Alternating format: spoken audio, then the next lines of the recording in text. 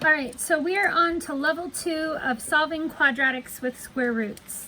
And you will see that these are more complex, but they still follow the same rules as before. As we get closer and closer to using vertex form, and if you've forgotten vertex form, here it is. We're going to learn something called completing the square, where you can put any equation into vertex form, but that's for a later day. So I want to solve this equation for x. So I'm going to slowly unravel this left side until I get down to my x.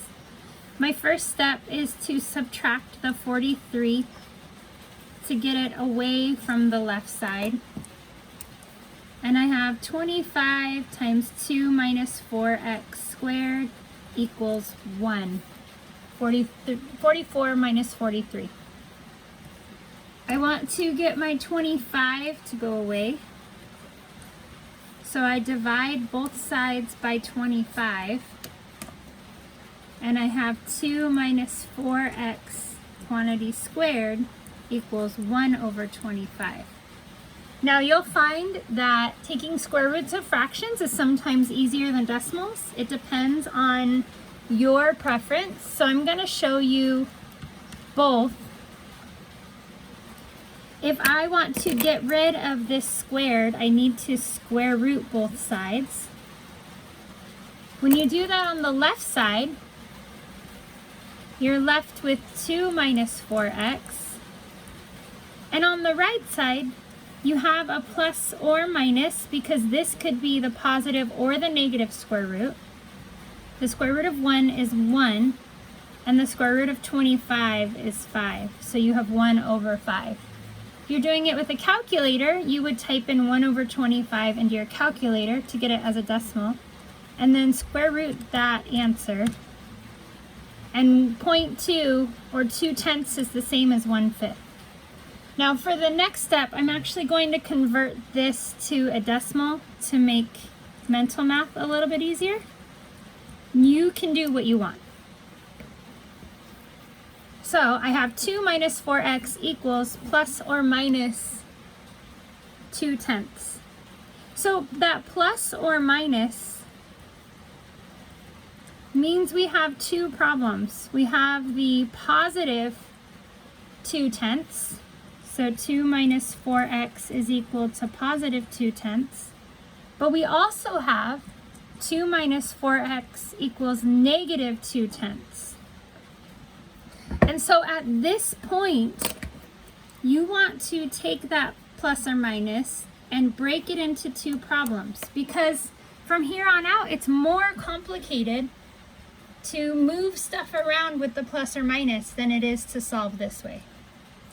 So let me slide my paper up.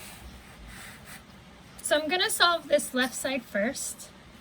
I want my x alone, so I'm going to subtract 2 from both sides. And I'm left with negative 4x equals negative 1.8. Now I need to get my x alone. Oops, I should use a color. So it's negative 4 times x, which means I need to divide by x. Let me use my calculator because I don't know this in my head. Positive 0.45. And if you're doing these in fractions, it's 9/20. So now we've done the positive possible solution. Now we need to do that negative possible solution. So I subtract 2 from both sides, just like over on the other side. These cancel, and I'm left with negative 4x equals negative 2.2. So I need to get my x alone. I divide by negative 4. Notice the process is the same on the left and the right. And I'm left with x equals 0.55. And if we convert that to a fraction, it's 11/20. So we have two possible solutions here. And in Delta Math, they're going to have you write it as a set, which means it's a curly bracket. So 0.45 is one of our solutions and 0.55 is another. Or if you are a fraction person, I don't know if I am either at this point, those are your two possible solutions.